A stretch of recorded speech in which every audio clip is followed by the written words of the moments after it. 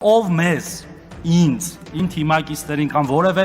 այլ մարդու, ասի թուրք, որպես հայոյանք, դրա մերն էլ, հերն էլ, լավն էլ ընտանիքն։ Օրինակ ամբողջ հայ ժողովուրդը հիշում է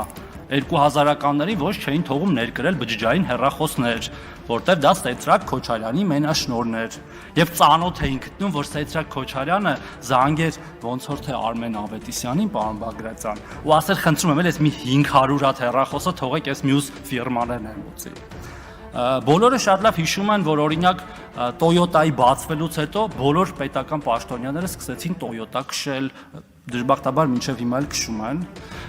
կամ բարեբախտաբար պարզվում է այդքան էլ վատ ավտոներ չեն, բայց այն վաղ պարտադրանքով էր։ Բոլորը շատ լավ հիշում են բիզնեսների խլելը, օրինակ Royal Armenia-ի հայտնի դեպքը,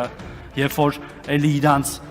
ինչ որ կամ հենց իրանց կամ իրանց հետ աֆիլիացված մեկի համար բիզնես էին խլում, հետո էլ դատավորին զրկում իր պաշտոնից, որովհետև համարձակվել էր դեմ քայլ անել։ Համբալի մասով ոչ միայն ապօրինի գույք ունեցողն է համբալ, այլ այն երկրի ղեկավարը, որ օրինակ 2 կոպեքի համար